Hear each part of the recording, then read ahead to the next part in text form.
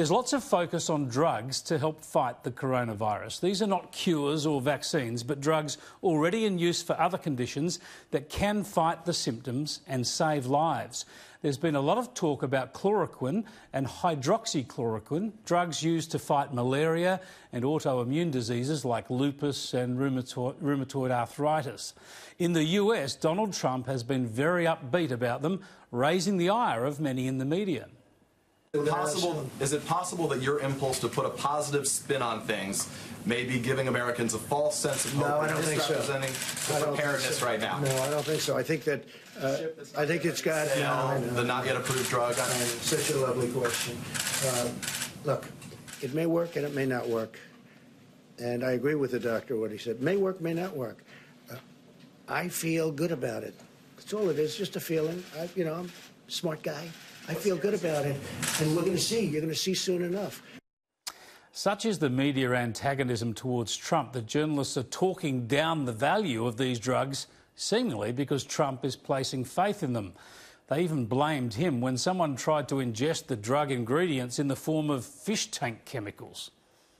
It's now one of 69 drugs being investigated as potential treatment against coronavirus. The problem, it has not yet been approved. And in Arizona, one man has died after an apparent attempt to self-medicate with that drug.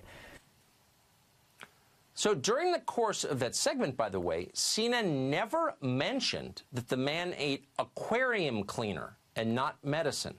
They lied about the substantial, in fact, the central facts of what happened because they thought it might advance a political agenda. Yep, Trump derangement syndrome knows no bounds, but the US chief medical advisor explains there is good reason for confidence. Fundamentally, I think it probably is going to be safe, but I like to prove things first. So it really is a question of not a lot of difference. It's the hope that it will work versus proving that it will work. So I don't see big differences here. And here in Australia, even the eminent medical scientist Professor Peter Doherty spoke positively about these developments on this program last week. Trial results, I believe, for some of the drugs. There was an anti-Ebola drug that looked promising, hydroxychloroquine that's been used in malaria has also had some promise.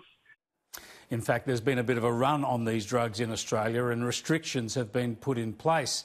And now the US Food and Drug Authority has issued an emergency authorisation for the drugs to be used against COVID-19. This report says Health and Human Services said the emergency authorisation was issued because the potential benefits of the product outweigh the risks and acknowledged that anecdotal reports suggest that these drugs may offer some benefit in the treatment of hospitalised COVID-19 patients. But it cautioned that clinical trials are needed to provide scientific evidence that these treatments are effective. It's all very good news, isn't it?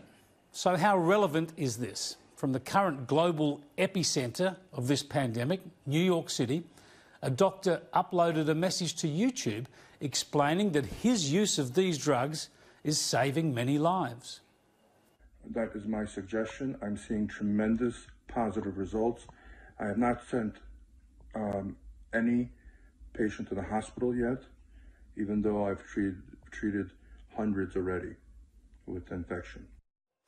Very encouraging news indeed, isn't it? But here's where things get even weirder. This doctor's message got a lot of interest worldwide, unsurprisingly. Liberal MP Craig Kelly, for instance, posted it to his Facebook in Sydney. But then YouTube disabled the video, declaring that it breached their community guidelines.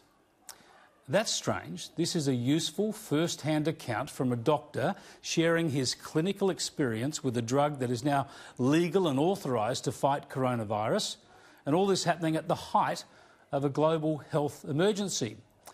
Well, there was a lot of silly blame thrown around, of course, over that fish tank episode, but you can't help but wonder whether this censorship might have been influenced by something else, such as the way that doctor signed off from his video.